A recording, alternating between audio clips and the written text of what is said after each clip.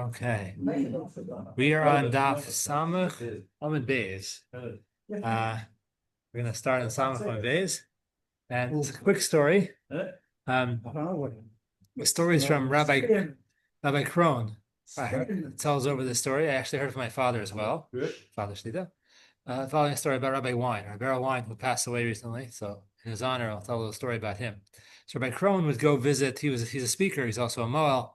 He goes around a lot. And he was in Miami, North Miami Beach, I think it was, where you're from. And he was a Rav there from, I think, 64 to 72. It was a while ago, before I was born. And he was there, and something bothered him because he noticed that Rabbi Wine, everyone in Miami at that time of the year had a tan. And Rabbi Wine is not tanned at all. So he's very busy. He's writing books, and he was taking care of things. He was speaking, and always involved in education. So years later, Rabbi Krohn asked Rabbi Wine, Rabbi Wine, can you tell me, it's bothered me for many years. You know, you're always so busy. I even noticed when you were in Miami, you didn't even have a tan. Everyone, you ever going outside? Not very hard to get a tan in Miami in the summer. Just go outside. So he said, why is that? So he became very serious, Rabbi Wine. He told him his story. So he was a little boy in 1947, I think it was. That's right. 1946, right after the war. Right after the war. He was like an 11-year-old boy at the time. Rabbi Herzog came to Chicago, where Rabbi Wine lived. His father was a rabbi in Chicago. Rabbi Wine, I think, may have been in the yeshiva already at the time. It's called the Skokie Yeshiva. He was there, and he came. Some of the yeshiva students came, and all the rabbis came to Rabbi Herzog, famous Rabbi Herzog. I think he was the chief rabbi of Israel, chief rabbi of Ireland before that. Is that right, or something like that? Yeah. I don't know at what point of his career this was, but he came, and he spoke. He spoke about that right after the war. It must have been. There was a lot of stuff going on. 10,000 children who had been given over to convents or other Christians to watch. To care. And Rabbi Herzog says it's just another thing. They don't, I don't know how much they. We have a list. He showed them the Pope. Pope Pius was his name. He wasn't very pious. He was a big anti-Semite. And he said, we have a list of 10,000 Jewish children. We want them back. I have proof. You can't just say, well, it's not, he's not. I have proof. You have to give him back. So Pius said, I'm sorry, but there's a rule in Catholicism that once a child is converted or given over, whatever it is, to being Catholic, you can't go back. No, it's morid velo mala. That's unfortunately. Rabbi Herzog begged him, but a heartless man he was, Mr. Pius. Wasn't very pious. The one after him, two after him, John Paul was a decent person, but he was good to the Jews, but Pius was not. And Rabbi Herzog broke down crying. He says, what's going to be with the children? We'd lost 10,000 Jewish children. They weren't killed in the Holocaust. They're alive and well, but they're no longer Jewish. They're not going to be living a Jewish life. They're going to disappear. What's going to be with them? And he broke down crying. And the people came to give, Shalom Aleichem to Rabbi Herzog, even the kids. And each one he would say, and Rabbi Wine went by, like many others, he looked at him straight in the eye and says, what are you going to do for the children? What are you going to do to get back, to get back what we lost for these 10,000 children? He said it made a very strong impression on him his whole life. That he made it his mantra, his cause in life, to bring back Jews who were distant. He taught Nor Sameach, I believe, Rabbi Wine. He always was writing and speaking in the yeshiva. He was a rabbi. He was in charge of the OU at one point. He was taught Nor Sameach. He wrote books. He created a foundation. And, like 4 or 5 productive people would have done what he did in one lifetime. But he says because he felt a mission that he got from my Herzog to really find the purpose and sort of reclaim the lives lost of the 10,000 Jewish children who they could not get back. But he felt it was his mission. I think we all have such a mission. It wasn't, no one told Rabbi Wine this is a mission. He decided it was his mission. we all, I don't know if we're all as capable as Rabbi Wine. I'm certainly not, but we can do great things if we decide, I want to do something, pull a tire Messiah. So if you want to do good things, Hashem just doesn't allow you, He helps you. So we should take that as an inspiration, when you read about Hillel Zaken and how patient he was, he'll never be as patient as Hillel. And you read about great Talmid Chachamim, I'll never be as great as them, but we can aspire and come close. So whatever we can do, we should also bear that in mind, that we can accomplish great things if we put our mind to it. That's what I said. Okay, so now on to the Gemara. We're on Daf Samach Aleph. I'm sorry, Samach Amud Beis. Just have a little drink here. Amud Beis, 60b. Samach Amud Beis. We're going to start. I'll just read the last line on Samach Amud Aleph. This will go. There we go.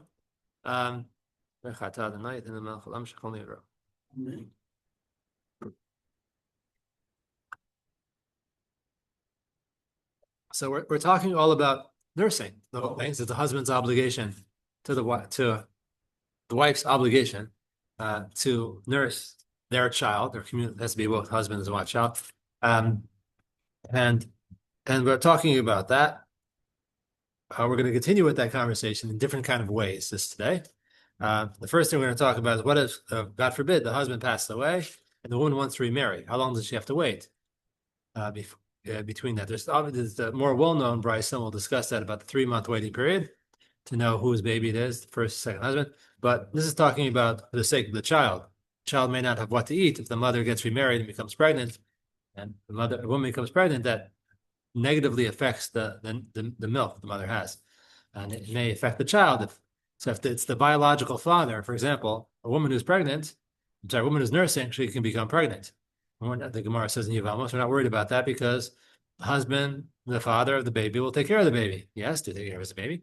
But if it's a stepfather, we're worried he's not going to not want to provide for the baby. And the baby won't have what to eat. If doesn't have milk, the milk goes bad. So how long before a woman who is nursing has to wait? How old does the child have to be before she can get remarried? Out of that concern. So it's just from the previous line and a half from the previous Amud 60a Samachal Samachamal Tanar Rabbanan, following Brisa. So Tosefta, Meinika shemeis bala, a woman who is nursing, whose husband passed away, betoch esrim v'arba chodesh, within the first 24 months of the child's life, hareza lo tisares lo tinase, should not get engaged, should not get married. Said the Meiri yesterday briefly that the real problem is getting married. The first stage of Irison is sort of a takana because of, so they don't have nesuin, the full marriage. So I said, should not get married. Ad, flip the page, Samach Amud Beis, Ad Esrim v'arba chodesh, until 24 months. Divrei Rabbi Meir. That's Rabbi Meir's opinion. Rabbi Meir holds you have to wait to 24 months. By then the baby is good enough and won't need to be nursed. If they get married and the wife becomes pregnant, don't have to worry, the baby could survive without the nursing. Rabbi Yehuda matir b'shmona asar chodesh. Rabbi Yehuda allows it to get married at 18 months. The number's right here, 18 months. Okay, so we're going to analyze this, the difference, the distinction. Why is that? Is the real numbers? And have a bit of the discussion about that. Okay, so Amar Rabbi Nasan Bar Yosef, and there's a note that based on the Tosefta Nida, it's Rabbi Yonasan ben Yosef, but whoever said this, Hein Divrei Beis Shammai, the words of Rav Meir, that you have to wait 24 months after the husband passed away until the baby is 24 months to get remarried, is the same thing as Beis Shammai. Rav Meir and Beis Shammai are the same opinion, 24 months. Hein Divrei Beis Hillel. The words of Rabbi Yehuda, that you only have to wait 18 months, they're the same words as Beis Hillel. Why? Beis Shammai Omrim, Beis Shammai said, Esrim v'arba chodesh. Beis Hillel Omrim Shmona Asar Chodesh. Beis Shammai said you have to wait 24 months till the baby is 24 months to get remarried. And Beis Hillel says you only have to wait 18 months. So now Rabbi Shimon ben Gamliel is going to explain the machlokas between Beis Hillel and Beis Shammai. Or Meir Yehuda, whatever the case may be. Let's highlight that. Okay. Rabbi Shimon Gamliel Omer. Amar Rabbi Shimon Gamliel. Shimon Gamliel says, Ani achriya, Achriya means to be like decide, it's between two things. But there's a note here that's from the Shiltos Rabbi Chaygon. It says it really means afarish is the correct terminology. I will explain, which goes a little bit better. It says, I will explain this machlokas. L'divrei ha'omer esrim v'arba chodesh, which is Rabbi Meir and Beis Shammai. Muteras linasei b'esrim ve'echad chodesh. You can really get married at 21 months, 3 months less. The divrei omer shmonesar chodesh, according to the opinions that say you have to wait 18 months after until the baby is 18 months old to get remarried, which is the opinion of Rabbi Yehuda and Beis Hillel. Muteras linasei b'chameshesar chodesh. Really get married after 15 months. So why is that? Why is it 3 months less, according to Shimon Gamliel? Because it doesn't, the moment you get married, the milk gets ruined, she gets pregnant, and she could get pregnant, but it takes 3 months of her being pregnant until the milk goes bad. So we really have an additional 3 months. And so what we're worried about is making sure the baby has 24 months of milk or 18 months of being nursed. So even if you get married, you still have 3 months until the milk gets ruined. So you can get married according to Beis Hillel and Rabbi Yehuda after 15 months, and it'll be another 3 months until the milk goes bad, and the baby will have a full 18 months to go of nursing. So you can get married after 15 months. Once the baby is 15 months, you can still get married at that. Okay. So Amar Ula. Ula says halach Rabbi Yehuda. Ula says halach zak Rabbi Yehuda. You only have to wait 18 or 15 months. Amar Mar Ukva said, Li hitir Rabbi Chanina. Rabbi Chanina allowed me, he gave me a dispensation, or whatever you want to call it, he allowed me to, Laseis ach chamesh chodesh, to get married, apparently to a woman who, his husband had passed away, and the baby was now 15 months old. He allowed him to get married based on this principle that we hold like Rabbi Yehuda. See, we don't, but for 15 months, Rabbi Yehuda, and that it takes 3 months for the milk to go bad, so the baby will still have 18 months to have milk. That's the opinion there. Okay.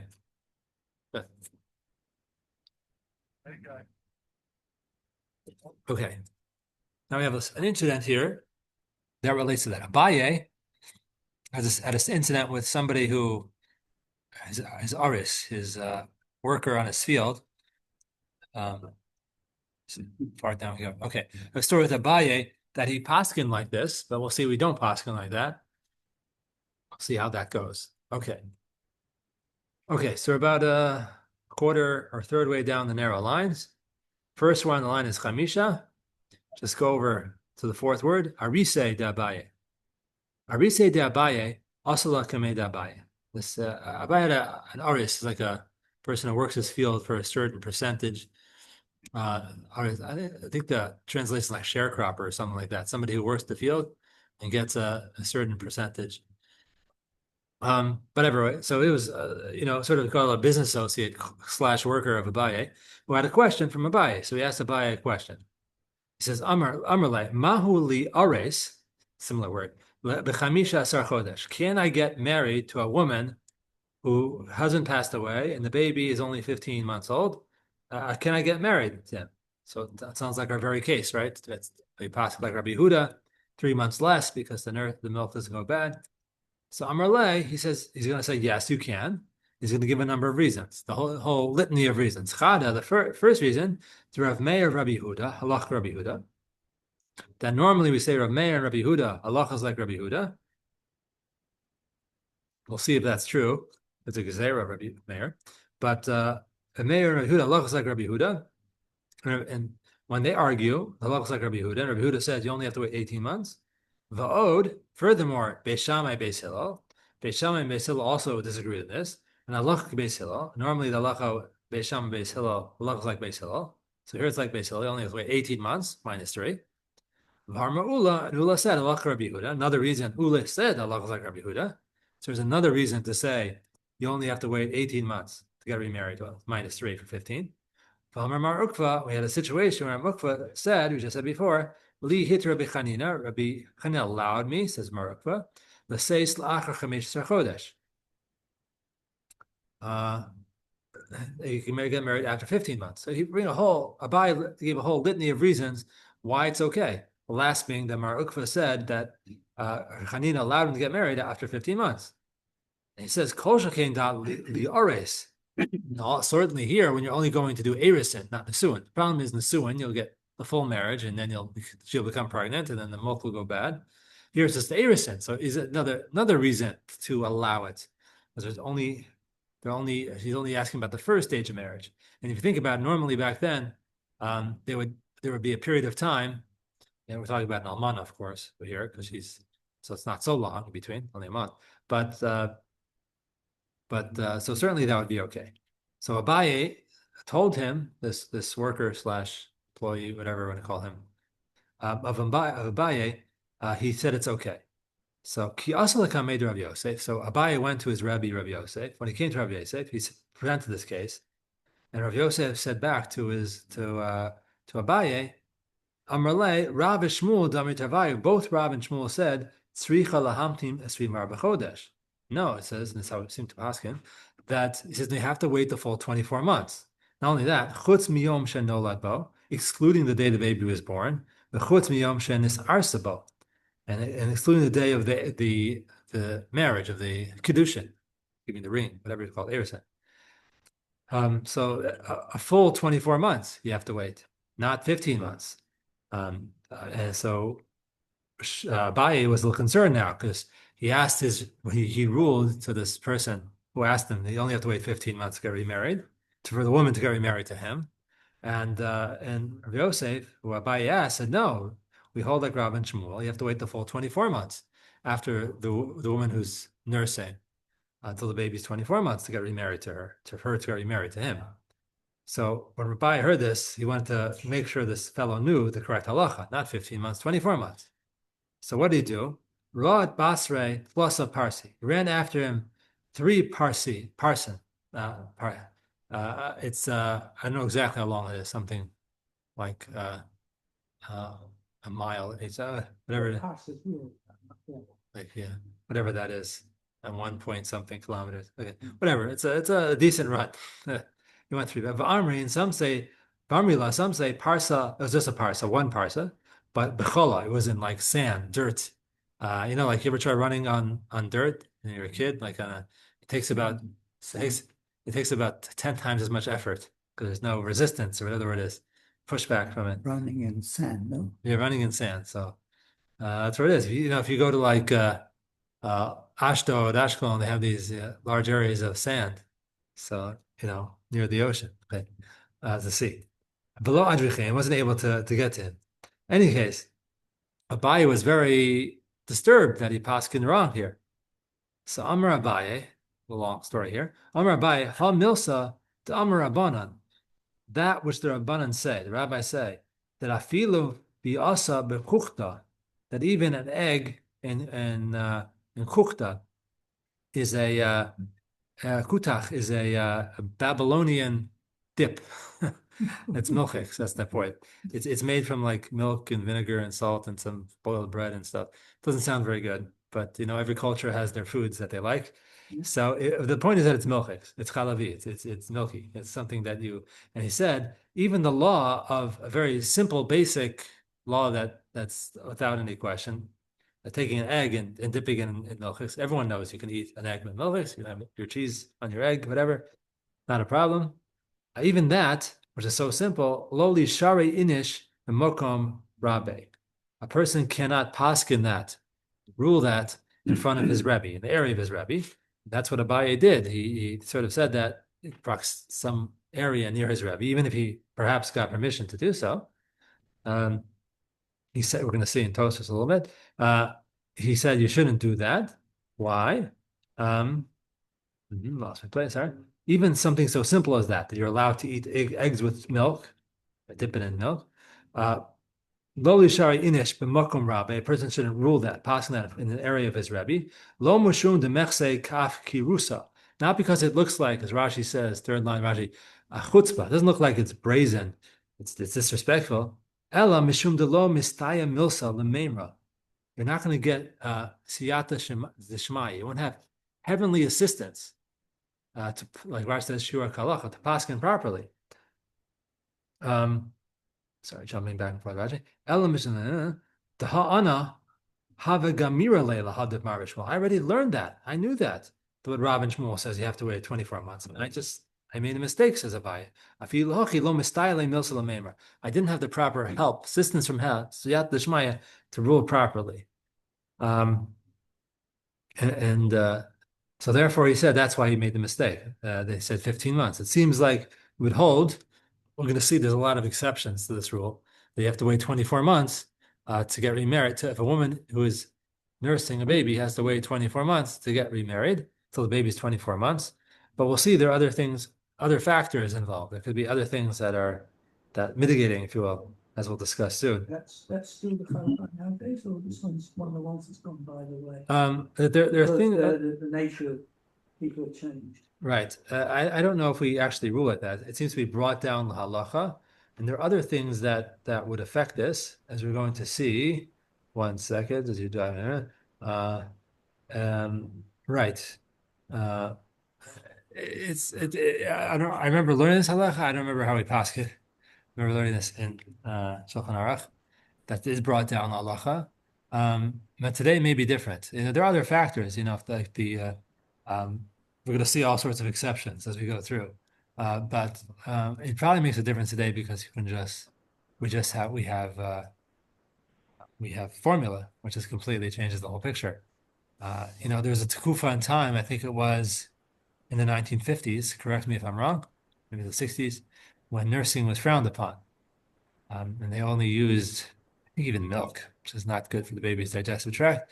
But it was frowned upon. So that was the lechatchila was formula.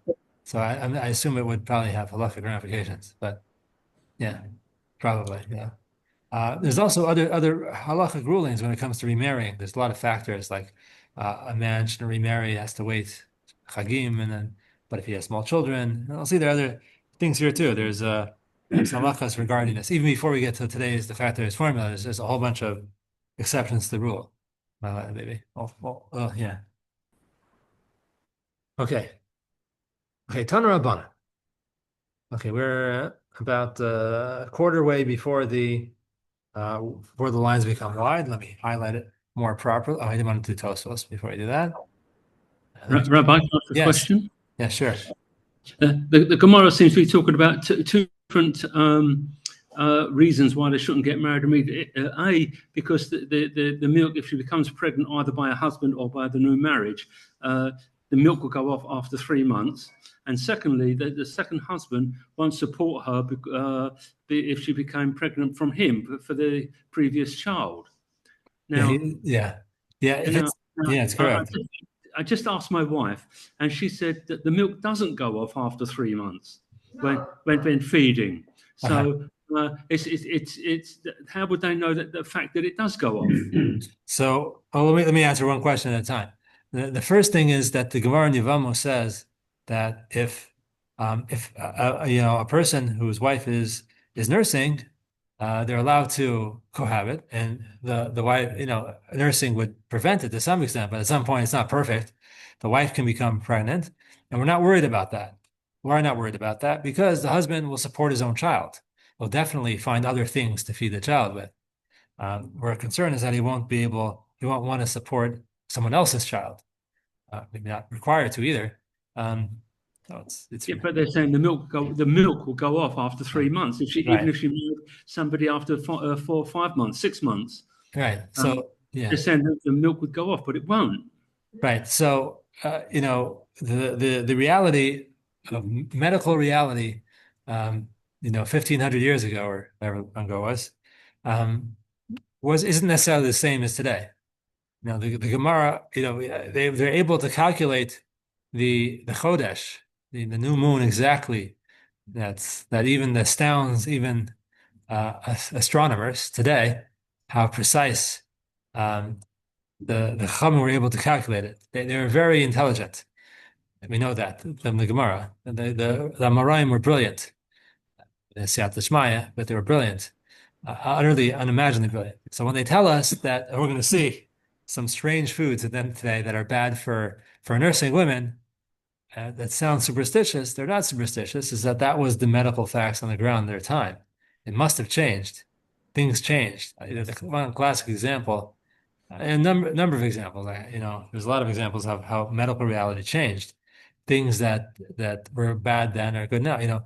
They let blood, for 1,000+ years as a means of medical. They weren't, the Rambam wasn't, some of the people who did this, well, did it, but they were very intelligent. They went for this medical treatment. It must have worked.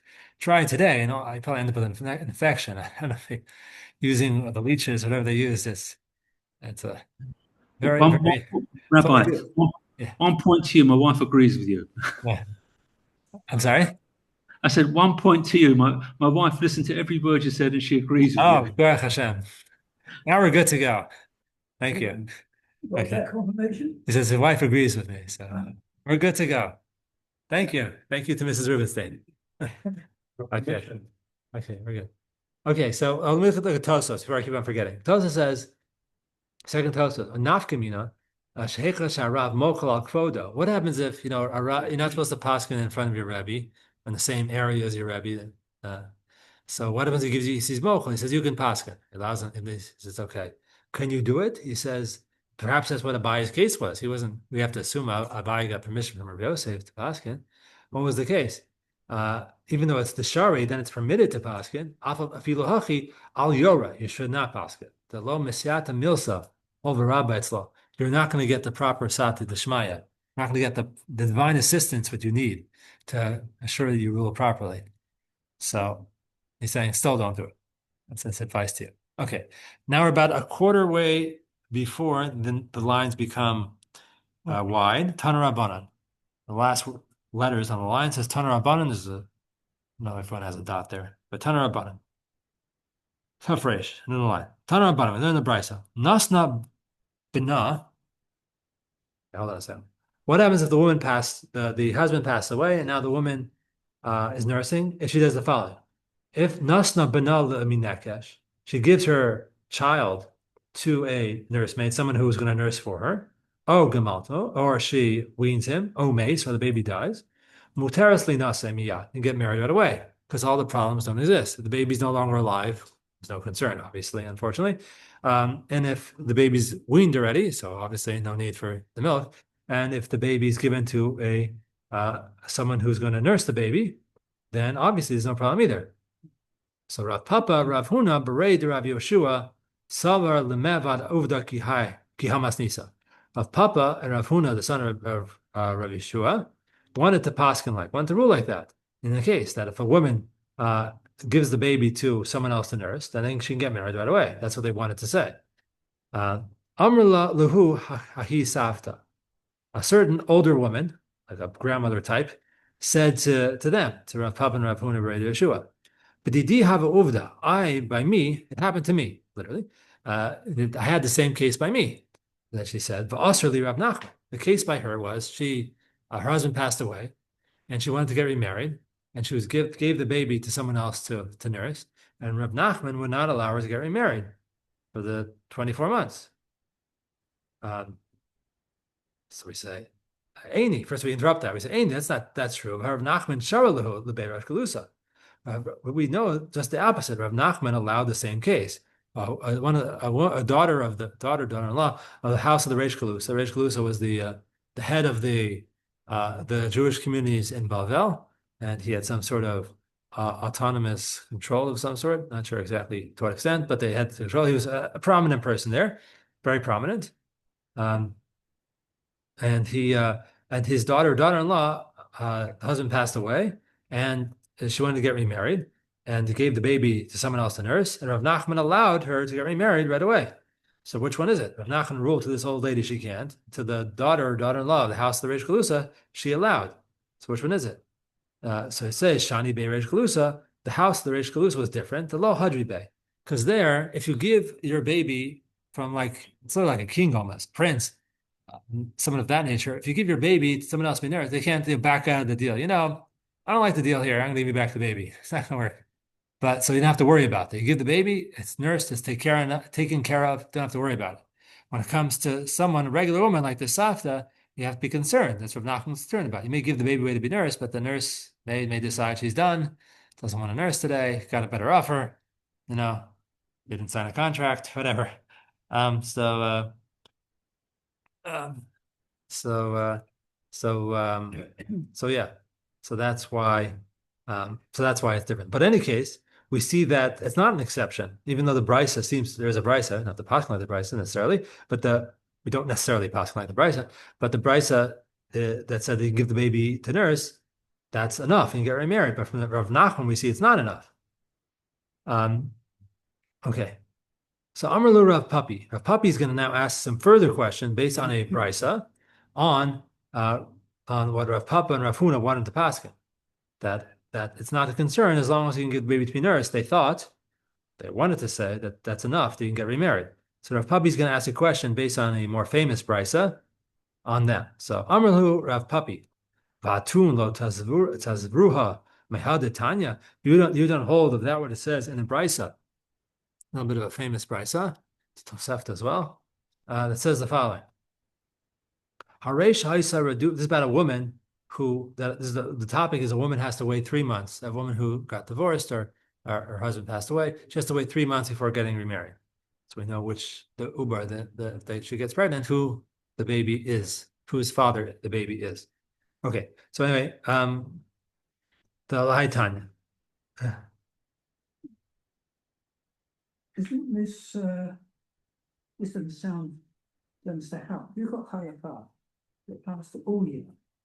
Because you're wealthy, you can afford to have a nurse, and you know that, because you're paying her over the odds, she's not going to walk out. Many times, otherwise the cleaning lady walks out because someone else is offering them more money. Yeah. Right? I'm sure you can't base halakha on that. That's a good question. If you want to make a ruling, it sounds like the ruling it sounds like someone's advice. It's okay for the rich, but it's not okay for the poor. Or sometimes it's okay for the poor, but not okay for the rich. Yeah, sometimes it depends on the situation. But yeah, I hear what you're saying. There's got to be a ruling that one fits all. Like if we're concerned, it's a good question. Your question is better than the answer I want to give. The answer is that the whole point of the ruling is that to make sure the baby has what to eat. Yeah. And if you give it back, you won't be able to find a new nursemaid. So what? What nurse? You can't find another one. Yeah. As opposed to the mother or Yeah. your husband. Yeah. I'll highlight this better. Second. Let's see, one second. The Tanya, we learned the brisa. Long brisa. Let's try to go through this each time. The Tanya, we learned in the brisa. Haresha haisa redufa leilech labeis avia. A woman who's always going to her father's house, a married woman who's always spending time in her father's house without her husband. She's going back home for a long, extended periods of time. And she was away for a long period of time, and her husband passed away. So obviously she's not pregnant. Oh, shayla kas beis bala. Oh, there's a lot of friction between her husband, and didn't cohabit for a long period of time.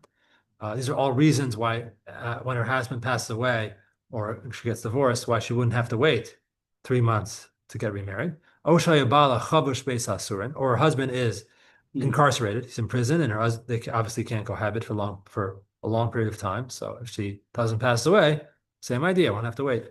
Or he went away for a long period of time to a distant land. Or he's very old and can no longer impregnate a woman. Or he's sick and not able to cohabit with his wife. Akara, These are all 4 other reasons why she wouldn't be able to have a baby. She's an akara. It's like a history of not being able to get pregnant. Maybe more than one marriage. Vizkena, she's very old. She's past the age where she's able to become pregnant. Ilonis, she never got the physical signs of anaris, the simone anaris. She never got the physical signs of becoming an adult, a female adult. Vikatana, or she's just too young to become pregnant. Vama peles achar misas bala, or her husband passed away and she was pregnant, but then she miscarries. So obviously now she's not pregnant. Vishena roy leled, or a woman who's not able to have a baby. So Rashi explained it's not what we said already. We said a whole bunch of. So this is a little different of a case. Rashi says shenakar beis harayon shala. Sounds like she had her uterus removed. Hysterectomy, is that what it's called? No, she had the uterus removed. It's hysterectomy. So she's not physically able to have a baby. In all those cases, Kulon tzrichen lahamtim shlosha chadashim. Divrei Meir. Meir says, even though there's no way she's pregnant in any of these cases, there's no reason why you'd have to wait after the first marriage, still you have to wait 3 months. So then you've got a situation, right? You made a standard rule. Right. Even No if you've exception. got clear cases. I mean, the classic one is that the woman has a miscarriage soon after, within that 3-month period. Right. Right? You're right. No, it's a blanket rule. That's why what we're doing here is what I've understood. Right. What we did before doesn't stack up. Right. You're asking a very good ekroni, like a question on a very principal concept in halacha. I don't know. There must be a reason why sometimes yes, sometimes no. Low plug, sometimes no low plug. I don't know. There must be a good reason. I don't know what it is. Rabbi Yossi matil aretz l'nasamiyat. Rabbi Yossi goes and said, no, there's no reason to wait. There's no way she's pregnant. So go ahead. She can get married right away. Rav Nachman, Amar Shmuel, halach Rabbi Meir b'gezeirosa. When Rav Meir makes his gzeiros, his enactments, his rulings, we pass like him, and he ruled you don't have, and he ruled that you do have to wait. Any case, we see, what do we see? We pass like Rav Meir. Then the case with a woman, similar concept, that after 3 months, you still have to wait, even though there's no chance of being pregnant. So to here, it seemed to follow, and this is a question Rav Papi's asking Rav Papa and Rav Huna Bred Rav Shua, that it seems to be that you can't get married right away, like they wanted to say, even if they gave the baby to somebody else. It's like a standard rule, like a low plug, like you said, they shouldn't be able to get married. So Amar Lei, so Rav Papa and Rav Huna Bred Rav Shua said back to Rav Papi, Lava Daitin. We forgot about it. It wasn't on our head, basically. We weren't thinking about it. We forgot about that brisa. The hilchasa and the halacha is meis, the baby dies, mutter. Then they can get then she can get married right away. No need to wait. Gamalto, if she weans him, usher, it's forbidden. To why? Mar Bravashi Amar, why if she weans not? There's no need for the baby to just he's being fed regularly, not nursed. So Mar Bravashi Amar, Mar Bravashi says, Afilu meis nami usher. Even if the baby dies, it's also usher. This is a very strange thing to say. Dilma katlale v'azla minsava. And maybe the mother will kill the baby. So it says. It's not a real concern, but we'll talk about that. And she'll go get married. She wants to get married. The baby's renting it. She'll get rid of the baby. And he says, if you think that's so strange, hava uvda v'chanachte. There was an incident where a woman went ahead and did strangle a baby. Okay. To get married. Belohi, but we don't rule like that. It's not a real case. That's a case, an extreme example. Hahi Shota. It was a woman who was crazy. She was insane, basically. Shota, she was a fool. She not of sound mind who did that. Hahi Shota Havai. The law of the Nashe the Chanakon Banaihu. Women do not do this to their children. So we don't have such a concern. That if the baby passed away, then the woman can get remarried. But if that's what we rule. But if the baby was weaned, we don't let them because where did I see this? That's not Rashi says, but okay, that maybe that if she weans it, maybe she'll come to wean him too early when the baby's not healthy enough to be weaned, just for the sake of getting married. Kill the baby, but it's going to be not the best health for the baby. So that we are concerned about. Okay. Rabbi, Yes. are you saying that the if the baby is 1 month old and she's weaning him herself and the husband dies, she can't marry for another 23 months? Is that what you're saying? No. Or is that what the Gemara is saying? The Gemara says if it seems to imply that if after the husband dies, she then weans the baby. We sort of make a general here, back to the general versus exception. Make a general rule that if the baby gets weaned, then she can't get remarried for another 24 months, because we're afraid that maybe what will happen is after her husband dies, she'll wean him too early, when the baby's not fully healthy for the baby to get married. So therefore, to assure the baby has the full course of nursing that it needs, we don't allow them to get married for 24 months. We haven't finished the whole picture yet, but that's what we're saying now. Okay. Okay. So Tana Rabbanan, fourth wide line.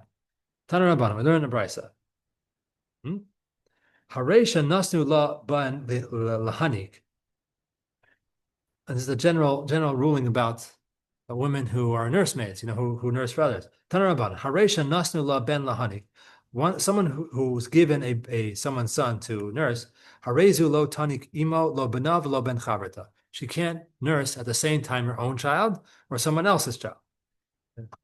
She needs enough milk. We're going to explain why.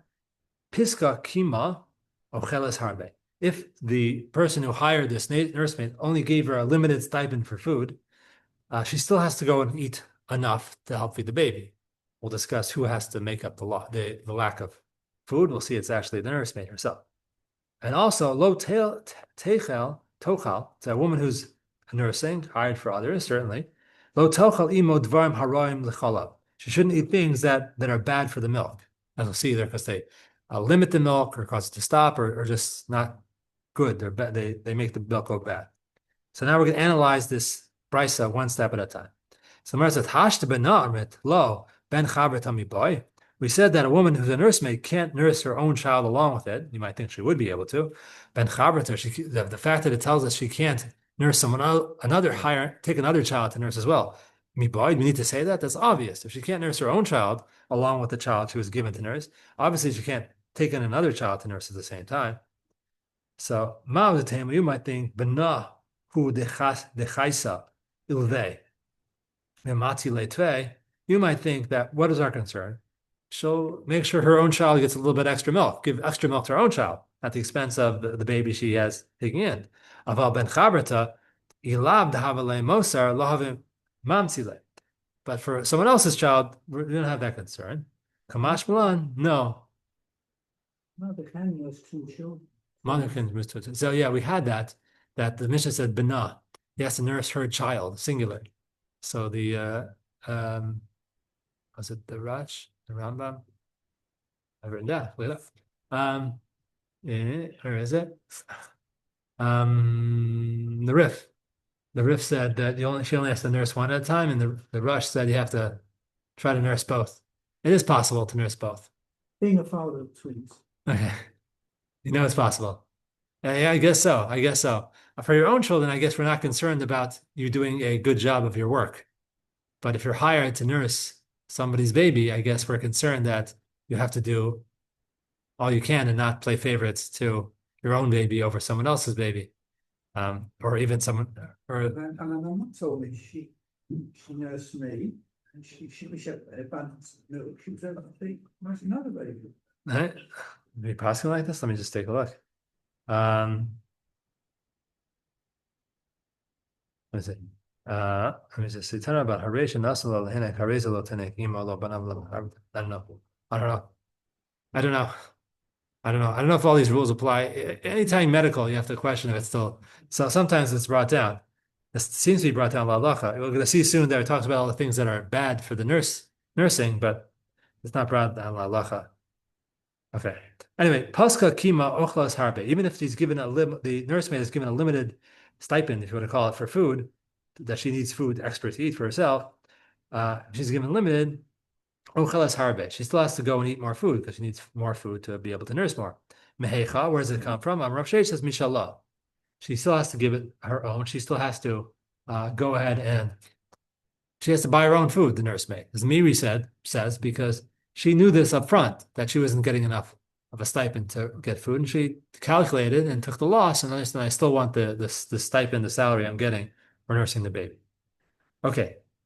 Let's keep going. A few more minutes. Lo sochal imo dvarim arayim. Mind. So what are these bad things that a nursing mother shouldn't eat that aren't good for the baby? Amrav Kana, the gon. He said about koshus.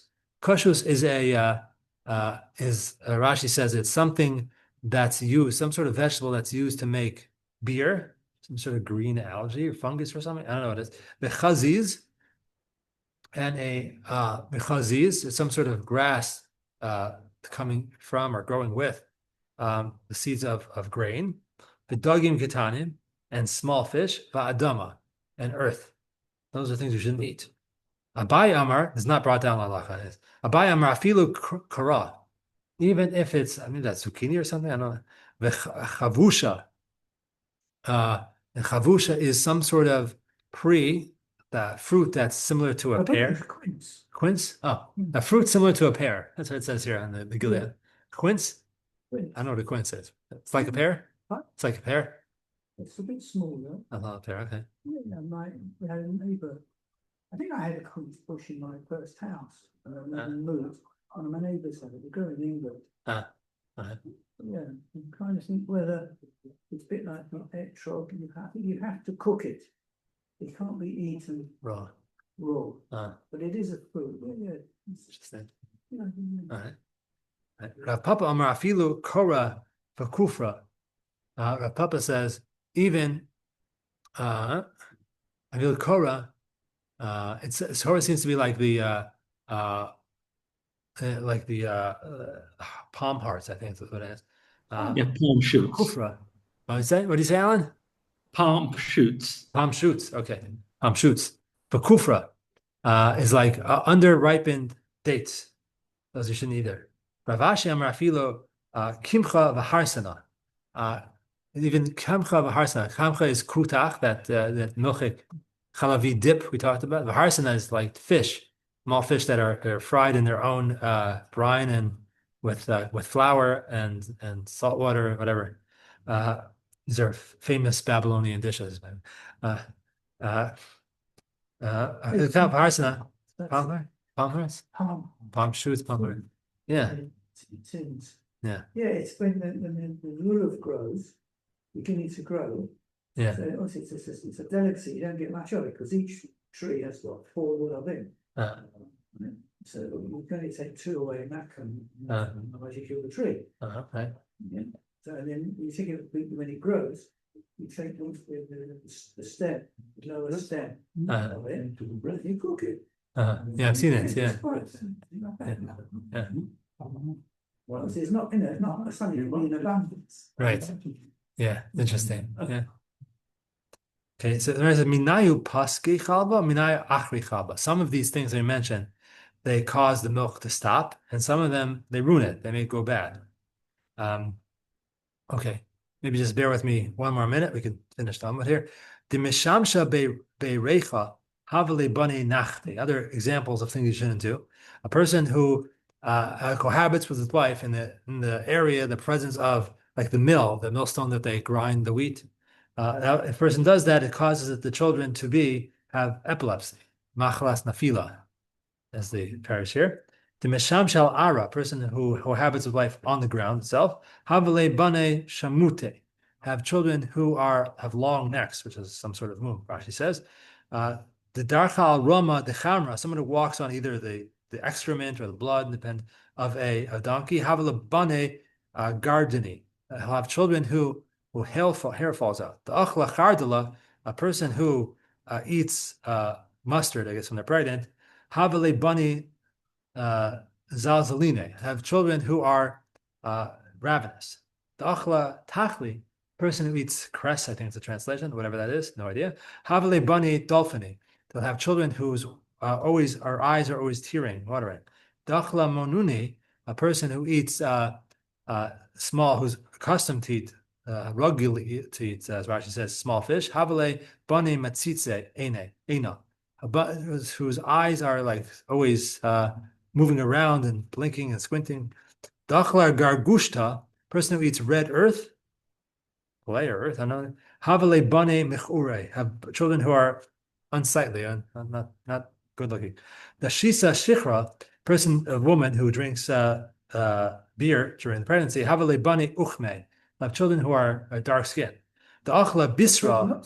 So the ladies not to have alcohol. Right, and here first they said beer don't have, but wine's good. They'll say that in a second. Dachla bisra v'shisam chamra v'shasya chamra, a woman who eats beef and drinks wine. Havale bane, next page, barye, have healthy children. Says again, here's a good example of modern medicine and old medicine not stimming. Do not drink when you're pregnant. Here's it says the best thing you could do. So maybe the meat you can eat, but not the meat. Okay. Anyway, thanks for bearing with a few extra minutes. We'll pick it up on Samach Aleph, Amid Aleph, on Sunday morning, Bez Hashem. Again, my bris for my grandson, Bezrat Hashem, tomorrow at Shachris at 8:15 in Eish Kodesh. After that is the bris, informing everyone. Yeah. Okay. Mazel tov for tomorrow, and I'll see you on Sunday, please God. Yes, thank you. Thank you, Oh, Alan. and I'll see you, and have a good show. Hopefully, I'll see you Shabbos. Shabbos. Okay, take care. Bye. No shiur tomorrow. No shiur.